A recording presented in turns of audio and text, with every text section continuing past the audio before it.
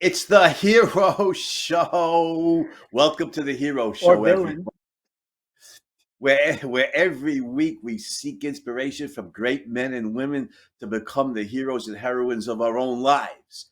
And you are here with your hosts. I am Andrew Bernstein. You are Robert Begley. How you doing today, Robert?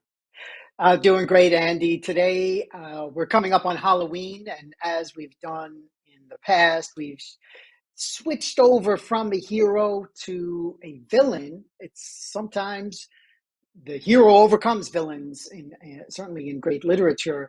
And the stronger the villain, the stronger the hero needs to be. And for our purposes, we need to know in our own lives how we can deal with villains. And so this one today is a mixed case, though. So I'll Yeah, let you introduce. yeah. This is an extraordinary character from American history. This is Theodore Roosevelt, Yes, the trust buster extraordinaire, who did a yes, number of good things in his life. But I think it's outweighed by the bad things he did, namely his me too. anti-business, anti-capitalist policies, and his imperialist, Yes, that's right. war-loving foreign policy. I think makes Teddy Roosevelt more of a villain than a hero, but he's a mixed case, and the Hmm. bad is scary and has had terrible consequences in American history. But we should also Yes. acknowledge all the good things about this guy because he lived an Mhm. extraordinary life. Give you on some themes that we're going to talk about. So antitrust, what does that mean? And Right. was Roosevelt's impact on that? Secondly, the Monroe Doctrine was incredible American foreign policy, but he added the Roosevelt Corollary to the Monroe Doctrine. So I want to unpack what that meant. And also, he ran on the progressive label. He was a progressive politician.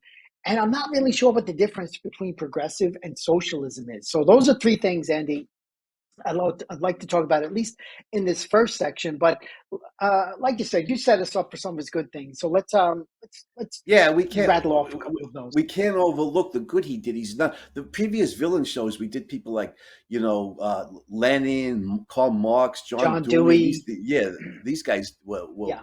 terribly destructive, almost exclusively destructive. I think we maybe say exclusively destructive. Um, Teddy Roosevelt did a lot of good things. First of all, he was very sickly as a child, had severe attacks of asthma. And instead Hmm.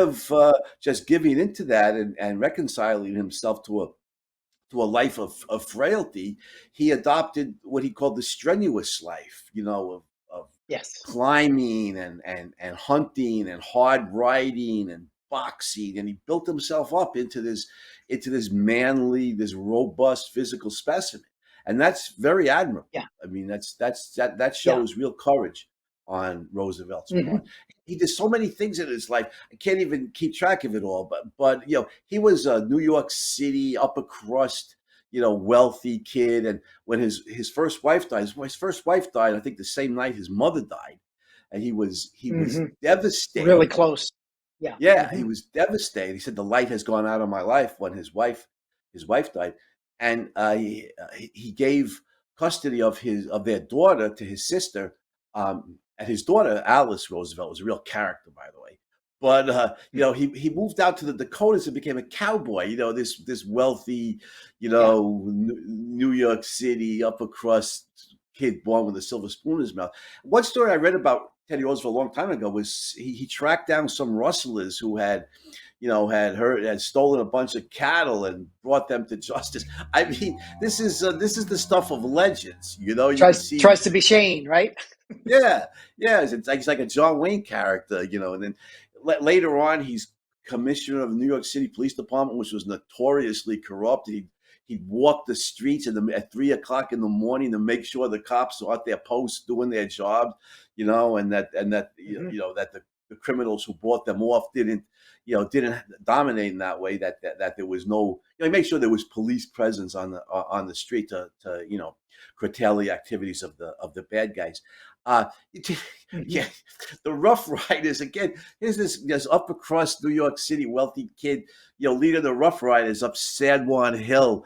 Now, I'm not a warmonger, and I don't know if the war with Spain was necessary, but that takes real courage, to to lead you Hmm. these there's a bunch of rough dudes, man, in the Rough Riders. On You know, horseback. The last yeah, horseback, that was the last time America was in a war where horseback riding was like the main means of transportation. yeah, So cavalry a lot charge. of good things. Booker T. Yeah. Washington, he invited Mhm. him to the White House. I mean, that is admirable, and there was backlash Yeah. for that as Oh well. yeah, So go yeah, ahead, yeah. No, no, no. You're right. continue on. He had Booker T. Washington to dinner at the White House. It was the first Black American, I think, was there for Hmm. dinner, and backlash Yes. from the Dixiecrats, from the Southern Democrats. I can't even repeat the things that Hmm.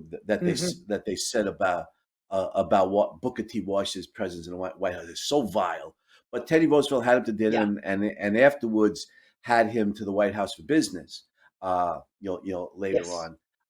Brokered the peace deal between Russia and Japan, 1905, 1906, ending the Russo-Japanese War. Won the Nobel Peace Prize for that. By the way, later, many years after his death, I think it was early in the 21st century, he was awarded posthumously the Congressional Medal of Honor, which is rarely given to somebody who's dead. I assume it was for his leading the Rough Riders up San Juan Hill.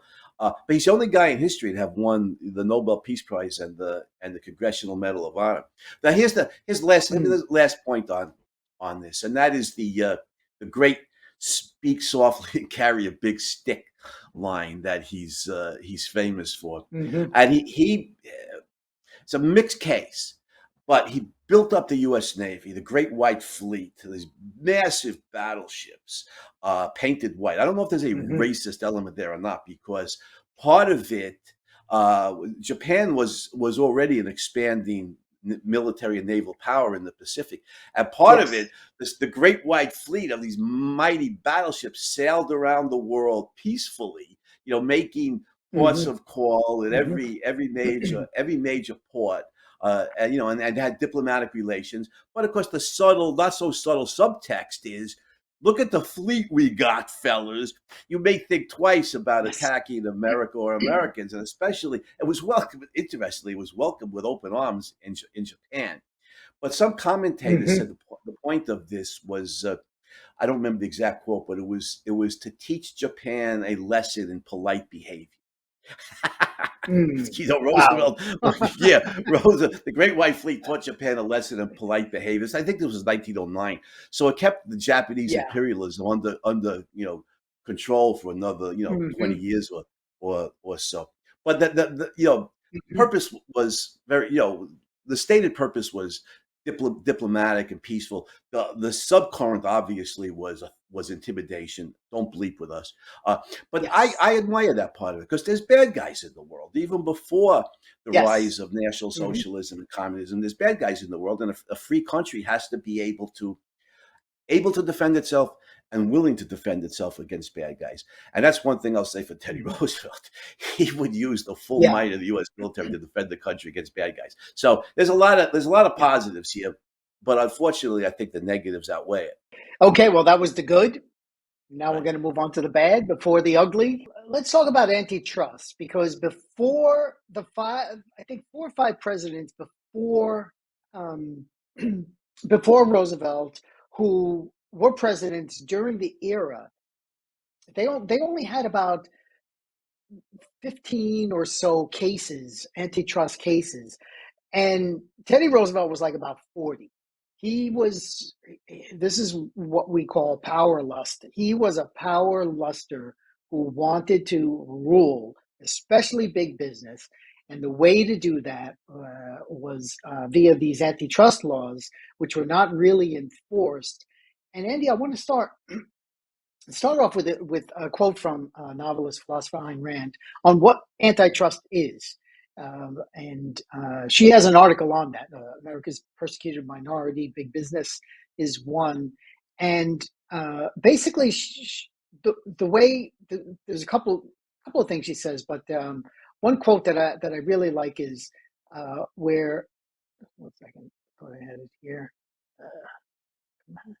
Yeah. Okay. So she says the antitrust, the only one meaning and purpose these laws could have, whether their authors intended it or not, is the penalizing of ability for being ability, penalizing of success for being success, and the sacrifice of the productive genius to the demands of envious mediocrity. And the 1904 case, this was the Great Northern Company, Northern Securities. J.D. Rockefeller, Northern Securities, yeah. J.D. Rockefeller, E.H. Hammerman, J.J. Hill, three different heroes who we covered on the show. And Rockefeller, you mean Rockefeller or Morgan? J.P. Morgan. J.P. Morgan. I'm sorry, Yeah, I don't Rockefeller think was Standard Rockefeller was Oil that he involved. broke up. Yeah, right. That's right. I think Rockefeller actually was, but you know what? I won't say for sure. But he also broke up Standard Oil. So Yes, his he did. point was going after these big businessmen who we consider incredible benefactors, but who he calls malefactors of wealth. All right. So the definition of what good guys are and what bad guys are is completely reversed here in Roosevelt's ideas. I just happen to have a copy of this book here, fellas, by Great book. coincidence. Highly recommend. The, Yeah. the Capitalist Manifesto, the historic, economic, and philosophic case for laissez-faire, and in it, the American historians refer to the late 19th century period as the Gilded Age, borrowing a term from Mark Twain, as if what looked good at the surface was really corrupt underneath. And it's just wrong. And I renamed the era the inventive period because of all the tremendous innovations Yes. and inventions of Edison, and the Wright brothers are working in the late 1890s, and Alexander Graham Bell, the telephone, and the just tremendous creation of wealth by industrialists like Carnegie, Rockefeller, all these guys we covered on the Hero Show, J.P. Morgan's, brilliant investment banker on Wall Street, and so on and so forth, James J. Hill, Edward H. Harriman in the railroad industry. Anyhow, Northern Securities was this extraordinarily productive. And I dated the inventive period from 1865, from the 13th Amendment, ending slavery in the United States, to 1904, roughly, and Northern Securities. An era of mostly laissez-faire, or largely individual rights and free enterprise. And I think Northern Securities case heralds the coming movement towards socialism, because Northern Securities was this massively productive railroad holding company, headed by J.P. Morgan, with the two leading railroad builders, probably of history, James J. Hill and Edward H. Harriman, who Hill, of course, built the Great Northern. Harriman took over the lines, the Central Pacific, Union Pacific. in the Southern Union Pacific. Pacific. Yeah, and that had been built corruptly, with government funds and government land grants and everything. It modeled after Hill's Great Northern, turned those lines into enormously productive, and they brought the freight rates down substantially. Their commitment to efficiency, to low grades, to straight line track, removing curves and high and steep grades going up hills and mountains and everything. They made their lines were so efficient that they could be run relatively inexpensively, so they could make a profit by charging lower freight rates. It was enormously productive for shippers all across the country, especially in the West. But it was an enormously productive company. But Teddy Roosevelt regarded it as in restraint of trade. It was this huge company of great wealth, and he was determined to break it up. And that is just evil on Teddy Roosevelt's part, because these guys were enormously productive heroes that we've celebrated on this show, and they should be recognized as heroes and treated as heroes. And two, as a benign secondary consequence, their work, their creativity created wealth for people all across the country by lowering shipping costs, on the transcontinental railroads. Everybody, there might not be a single person in the country who wasn't benefited by Northern Securities and the railroads that they ran. And Teddy Roosevelt broke it up because he considered he simply had anti-business hostility to rich productive businessmen, and he broke it up. And I think this is a case of envy, the hatred of the good for being the good. There's no rational reason to break up this company or Rockefeller's company, Standard Oil, for the same reason. Rockefeller also Yeah. enormously efficient, Hmm. lowered the price of petroleum products dramatically in the late 19th century. There's even that great line from Rockefeller to his guys, to his board.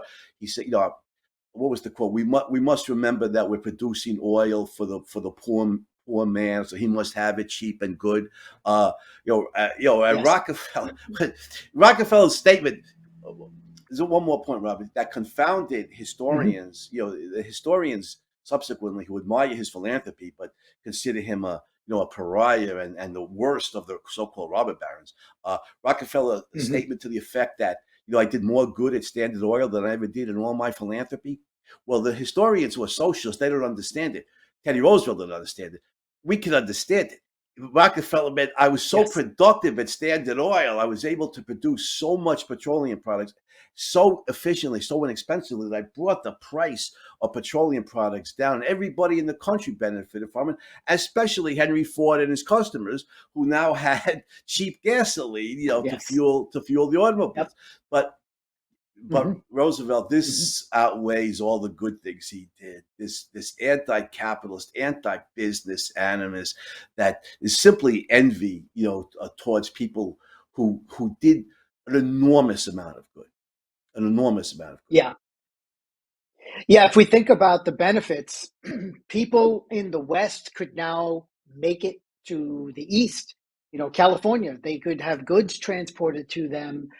They would be able to travel, and it just connected the country itself by bringing it, by having these railroads and this oil available as a source of energy and travel, and just opening up possibilities. So here, even if you didn't make money, these industrialists were the ones who made a chunk of the money.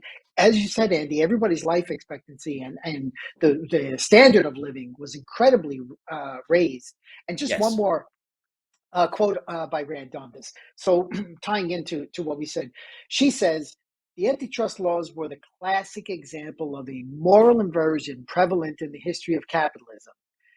An example of the victims, the businessmen, taking the blame for the evils caused by the government, and the government using its own guilt as a justification for acquiring wider powers on the pretext of correcting the evils. And Teddy Roosevelt was looking for wider powers. That's all he wanted. Oh yeah. Oh, He, without a doubt. you know, Without a doubt. that's just. I mean, he. One of his things, somebody wrote about him, Andy. He said that fellow at the other end of the avenue wants everything from the birth of Christ to the death of the devil. All right, it's Right. like everything. The first Right. 25 presidents had 1,262 executive orders. First 25. Roosevelt by himself, 1,081. Yeah. So Yeah. the executive order Right. was pretty much when a president kind of wants to be like a dictator, and this was the Right. first in American history. This is pivotal because the prior presidents were not explicitly anti-capitalist. They were mixed premises for the most part, but Roosevelt came in like completely up, changing everything, flipping everything upside down, and not even Yes. as an elected president.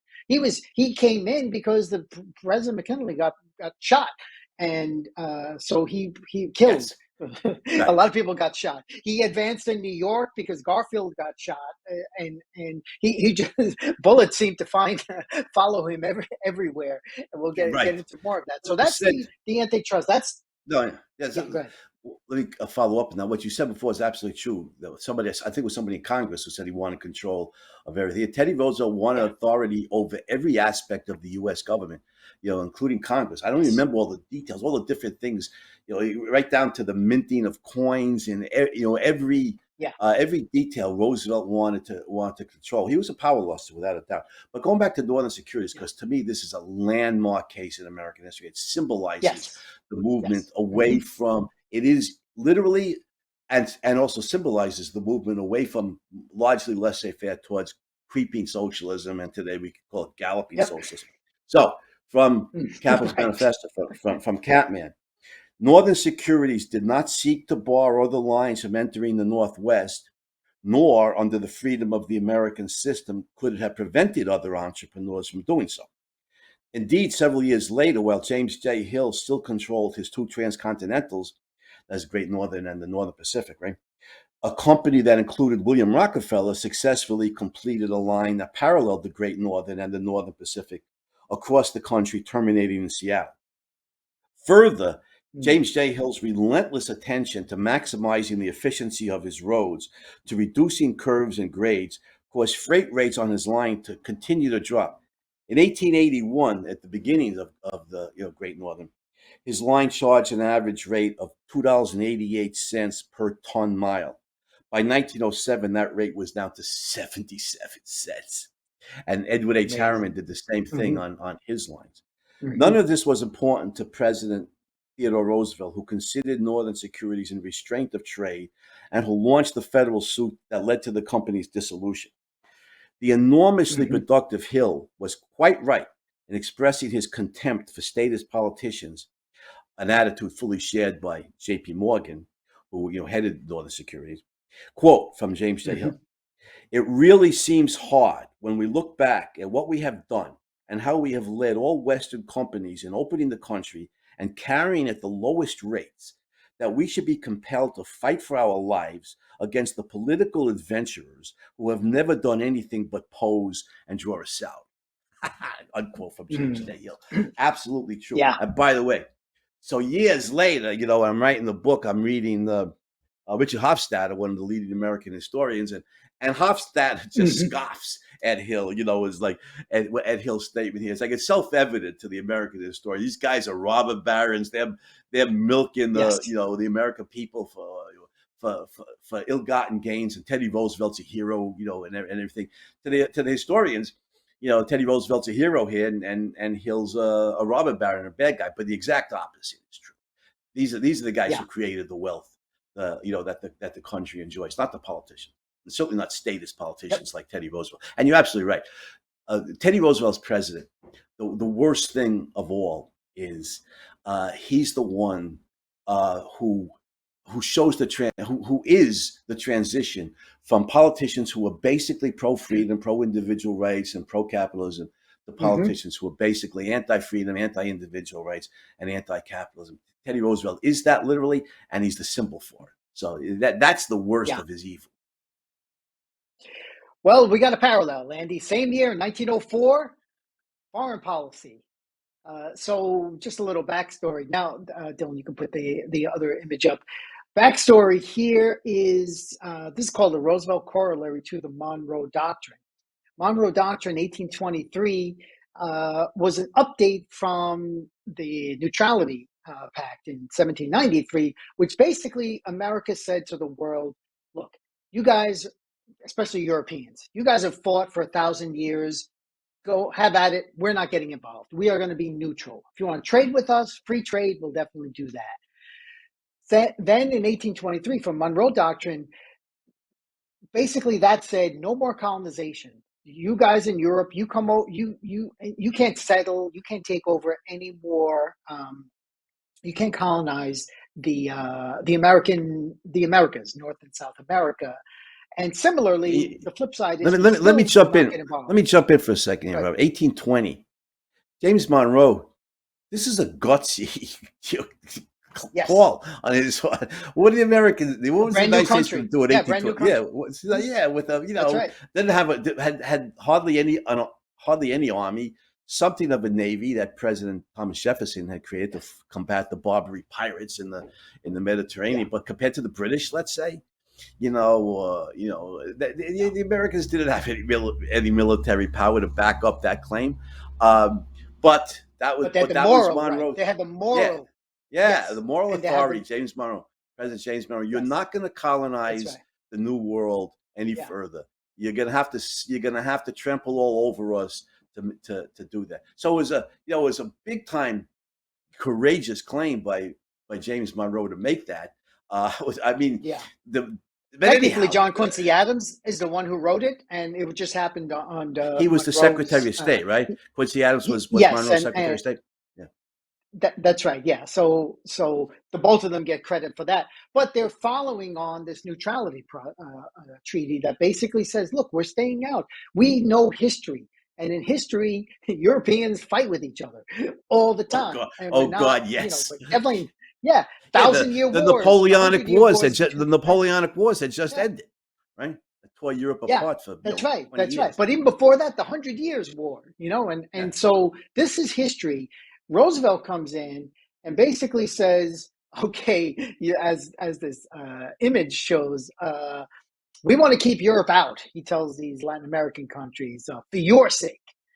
And now, if we look at America, Team America, Andy, I think of that movie. I love that freaking yeah, movie. But yeah. Me but Teddy too. Roosevelt is the Me Team too. America guy, where they just come in, they'll nuke Okay. Paris, they'll knock over the Eiffel Tower The that falls on the Cowboys. Yeah. Louvre, and they're cheering, they're cheering because they stopped the bad guys. And it's like, wait a Right. minute, hold on. There's American might on one side, but there's also this is we talked about the difference between rashness and courage, and this is rash. This kind of attitude is definitely rash, where we're saying, and to this day, this is why I say pivotal moment, Andy. To this day, anybody's having a fist fight in the other side of the world, America seems to get involved, spend trillions of dollars, 31 trillion, and rising by the moment, trillions of dollars helping them. And then we never get out of these quagmires, and that's all of it points right back to this Roosevelt Corollary in 1904. That's a good point, Robert. And by 1904, this was the Great White Fleet hadn't been constructed yet, but Roosevelt Yes. was contemplating it. He was getting ready to build Mm-hmm. it, and within his tenure, it's done. So by the early 20th century, the Yeah. United States has the might to back up its claims that no European powers are going to colonize the new world. But Mm-hmm. I'm a philosopher, and for me, it raises the question that Socrates raised all the way back, in the fourth Mm-hmm. century BC, to the Athenian government, to the Athenian democracy, and the way it prosecuted the Peloponnesian War against Sparta, and that is, what is the morally right way to deploy great power? And Yes. by the 20th century, and now in the 21st century, after the collapse of the Soviet Union, the United States is the sole superpower. What is the morally right way to deploy great power? And Roosevelt Mm-hmm. is a very mixed case on this. He Yeah. he made sure the Great White Fleet made sure nobody was going to try to colonize Mm-hmm. Latin America, and nobody was going to attack the United States. But uh, you're right. This cartoon is right. Muscling in here. There's there's ways to do business, and there's ways not to do business. And a free Mm-hmm. country like the United States, an enormously productive and wealthy country, could offer tremendous advantages. Let's say Panama, to let us build the Yes. canal here. There's tremendous trade Mm-hmm. advantages. There's a great deal of wealth that can be traded in exchange for the right to this land. In a poor country, a lot of food that could be shipped in. Today, a lot of Mm-hmm. computer equipment and software, and stuff, but always food. The Americans produce food. There's a lot of there's trading value for value, international free trade. There's Yes. a lot of ways this could be done peacefully and to everybody's mutual advantage, without the intimidation factor of the Great White Fleet. You do this, or Mm-hmm. else. That's a gangster's way. That's a gangster's way of doing, of not Yeah. even business. That's a gangster way of interacting with other people. An Mm-hmm. honest businessman, the Carnegies, the Rockefellers, the Morgans, the Hills, the Harrimans, that's not the way they do business. I mean, there's a lot of Right. cutthroat competition, a lot of things they do, but essentially, uh, Jean Baptiste Say, the French economist, said, "Produce, produce." That's the whole thing. And I would just add, Yeah. produce, produce, trade, trade, international free trade.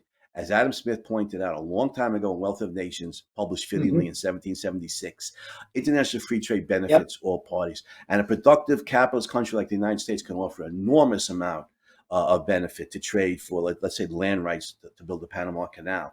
And Yeah. uh, legitimate protection, not the protection racket, which I think Teddy Roosevelt was running here. That you Mm-hmm. need protection. Mm-hmm. From us. Yeah. No, but you will need protection from us. We're not going to attack you, and we're not going to intimidate you. But in addition to great wealth that we could trade to you for land rights, we can offer protection from anybody else. Nobody, nobody, Yeah. nobody will attack you if you're an ally, of the United States, given the Hmm. power we have. And that's one thing. One last point I'd say on this: who was it who pointed Yeah. out about the? It was a Canadian guy. I don't remember who it was saying how the Canadians can safely carp at the United States. They can criticize America, and they could they can say anything they want about the United States. They know they're in no danger. Yeah. One, they're not in any danger from American tanks rolling across their border anymore. Back in the day, there was that. Was it That's during because the? they spent 3 cents on their military budget. Okay. Yeah, And but it's but like, the because reason they know that's the we're going to second point. protect them. Yeah. Exactly. Yeah. Exactly. That's the second point. Not only do they have nothing to fear from the United States, but the Canadians know if, let's say, the Soviets had attacked them during the Cold War, uh, that America the United States would rally to their defense. That's a benefit, a legitimate benefit that a free country, that a wealthy free Mhm. country like the United States that could afford to build a technologically advanced military. That's a legitimate benefit, protection from real bad guys in the world, in addition to the material and intellectual wealth that we could trade for, say, land rights to the Panama Canal. But Teddy Roosevelt was something of a gangster. He was running a protection racket. Yeah, who do you need protection Yeah. from? Well, yeah, from us. So yeah, he's a Yes. bully. In simple terms, he was a bully. With the muscle of the U.S. government behind him. I mean, we've said this before. No matter how many people Al Capone, as a private individual, murdered, it pales comparison to the Nazis and the Soviets as a country. The devastation that a totalitarian backed military can kill a lot more people than private individuals. Oh So, yeah. okay, so wrapping up this section, Andy, you're watching the Hero Show, but because Halloween's coming up, we mixed in a villain aspect here, mixed case with Teddy Roosevelt. Go to objectivestandard.org. We have courses in the pipeline going on, like and share. And now, Andy, let's transition to a little bit of Roosevelt's biography. We mentioned his house. I used to live right near his house, 28 East 20th Street in Yeah, we didn't even what's mention his date. So was it 1858 to yes, 1919? I think was Roosevelt's yes, 1858 1858. to Well, he was 1919, right? 6 years old. Right. He's 6 years old when he looks out the window and the funeral procession of Abraham Lincoln is going by. There's a picture of him. I don't want to, add that. We have too many pictures, but so he, you know, Lincoln's funeral in New York City, Roosevelt witnessed that as a 6-year-old boy. And as you mentioned earlier, he was sickly, but he had this vigorous approach, to life, which certainly helped him.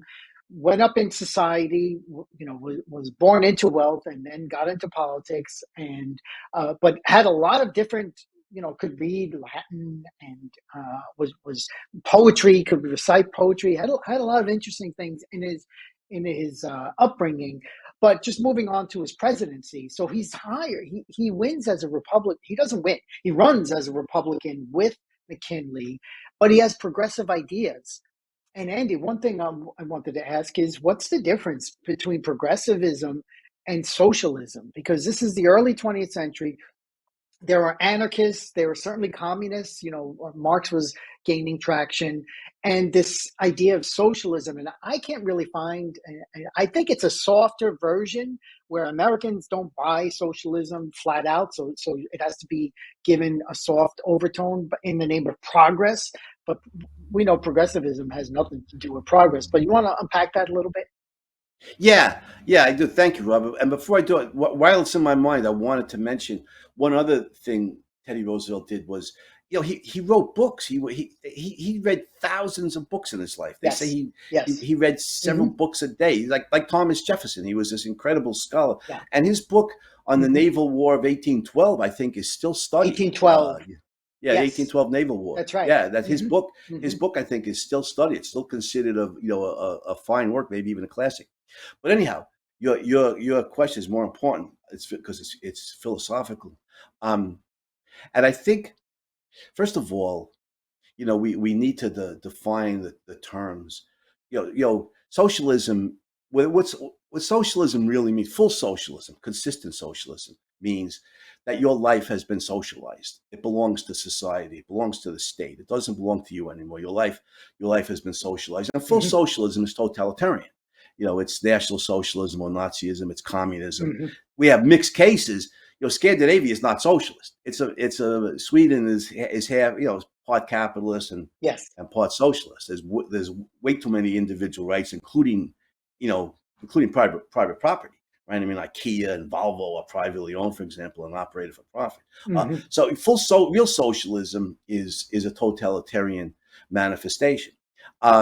Progressivism, I think in the United States, I get you a point. I think it's a euphemism for socialism, and I never use the term progressive.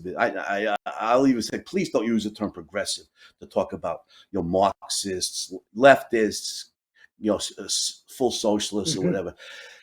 A long time ago, I'm fond of quoting Confucius, the great Chinese philosopher, said that the beginning of wisdom is to see to it that things are called by their right names. And that's Right. insightful. There's nothing progressive about socialism. It's Hmm. regressivism. Let's call it regressivism. It's a movement away from individual rights and liberty and the tremendous creation of intellectual and material wealth that engenders. It's a movement away from freedom and prosperity to full statism. In fact, where the state has complete dominance over your life, where your life belongs to the state.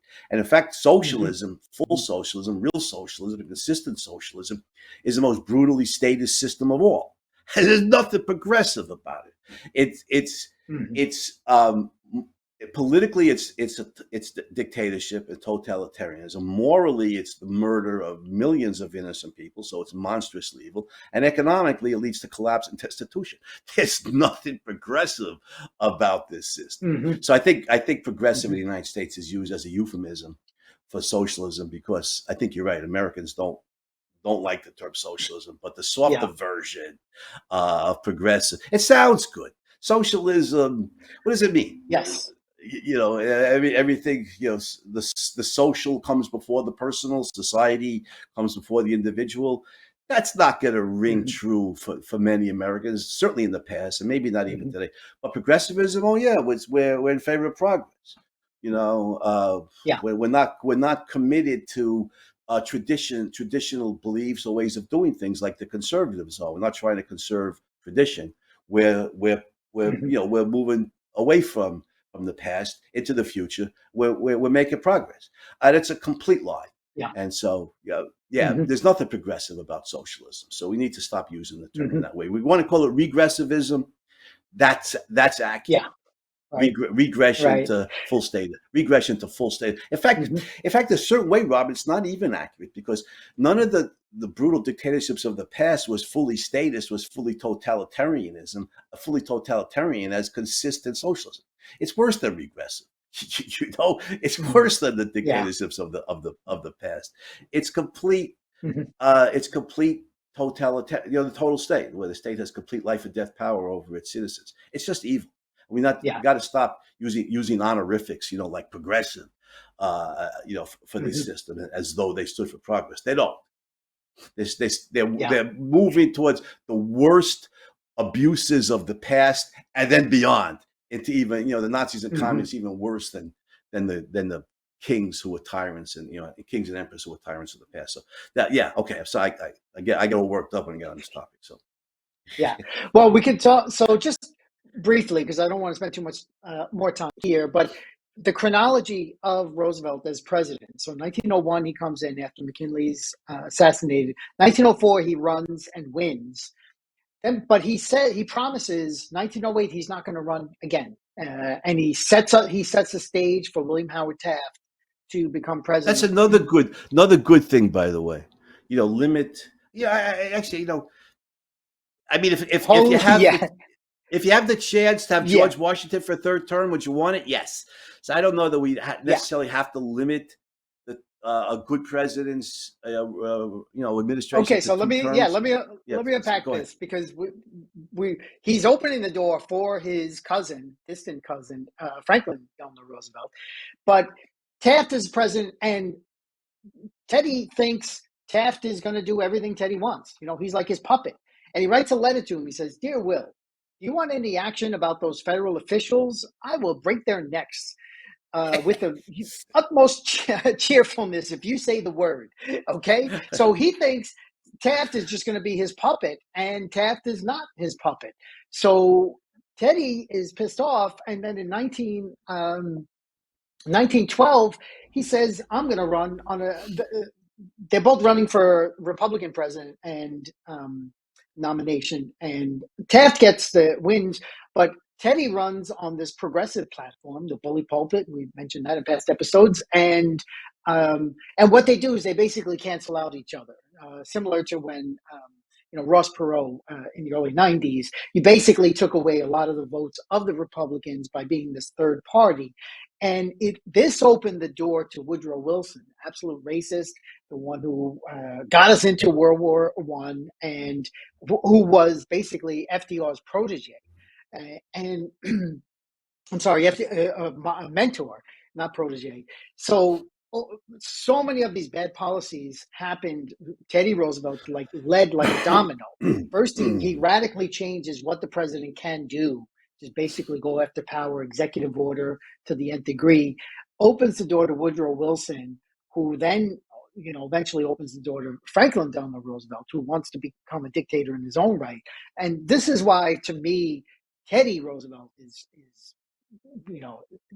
this evil far outweighs any good Yeah. that he did. No, I sadly have to agree with you, Robert, because I respect a lot of things about Teddy Roosevelt, but he is the progenitor of extreme statism in the White House. The move away from individual rights and personal liberties and limited government towards statism in the White House. And you're right, Wilson and FDR, follow in Teddy Roosevelt's footsteps. But at some sense of life level, I like Teddy Roosevelt. I like his courage. I like his robust masculinity. No toxic masculinity. He's unabashedly manly and strong and robust. So when he's speaking in Milwaukee, right, in 1912, he's running on the Progressive Party, and they'd asked him earlier, he's getting older by this time. I asked him, are you healthy? Are you strong? And Teddy Roosevelt had responded, I'm fit as a bull moose, he said, typical Roosevelt pugnacity. Somebody shoots him. And right through the speech, the speech is on display at the Teddy Roosevelt Museum in New York City, right, with the bullet hole, in it, and into his shoulder area. I don't remember which left or right. Anyway, he goes, he says to the crowd, he said, I don't know if you realize it, but I've been shot. And he just blood's trickling out. He goes on, gives the speech for however long, and only then does he allow medical care. So he's a tough guy. He's courageous, and at a sense of life level, I respect that about him. And a couple of things. I love the "Speak softly and carry a big stick" quote from Teddy Roosevelt, because I think what that means internationally is, again, there's bad guys out there, and free country needs to be strong, not bullying and intimidating the way he used American military, but very clearly, we're the strongest nation on the earth. We're friendly, we're peaceful, we engage in international free trade, we'll make a great friend to anybody who's friendly to us. But if you bleep with us, we are gonna freaking hammer you, man. If you attack us, we're gonna take that big stick and we're gonna crush your skull. That's what that's what I liked about the "Speak softly and carry a big stick." Quote. And like I said, I wanted Teddy Roosevelt as POTUS after 9/11. So there's the good here, but so at a sense of life level, I respect his robust masculinity and everything, but his political economic principles, he's just wrong. I mean, he's a power luster, like you said, Robert. He's a mixed case, but he's listing heavily towards villainy in my judgment. Yeah, I think we covered the good, the bad. Yeah. Well, wait. One last thing. I'm glad I didn't forget this. So he dies in 1990. Oh, did you want to say things before you about him? No, go ahead. He dies in 1919. Was he? He's 60 years old, so he's young. In his sleep. Yeah, he's in his sleep. And the vice president of the United States, Wilson's vice president, Democrat, obviously, said the immortal line, that death had to come upon Roosevelt when he was sleeping, because if he was awake, he knew there'd be a fight. It's a great testimony to Roosevelt's personal courage and his personal toughness. Too bad it wasn't put in service politically, in service of individual rights and limited government Yes. and laissez-faire. But he put it in service of statism too often, and that's what makes him, Yes. primarily more of a villain than a hero, even though there's certainly heroic elements here. Yeah, I'll just say my final remark is that as far as the arch villain of Ayn Rand's novel, The Fountainhead, Ellsworth Toohey also got shot at while he was delivering a speech, and I think of Teddy Roosevelt. They were both power lusters, and they had certain things in common. One was certainly Roosevelt was way more masculine than Toohey was, who was kind of. Not masculine and kind of effete as far as that goes. But however, we covered this man's, his legacy, as I said, to this day, this, in your face, Team America attitude, the world police, that really bothers me, and his anti-business, antitrust policies. I think those outweigh. So that's why he qualifies as a Yeah. villain in my book. No, I have to agree with you, Robert. And you said, an Mhm. important point at the outset, Oh, and one that more is, thing, Andy. I'm sorry. yeah, One yeah, more go ahead. thing. Go ahead. I'm sorry. Mount Rushmore. We asked this question: which one of these does not match the others? Or who does not belong here? We have Washington, we have Jefferson, we have Lincoln, towering figures in American political history and moral history, frankly. And then we have Yeah, Teddy and Roosevelt. Really, towering, really? literally. Also, all three of those guys were like 6'3" or 6'4".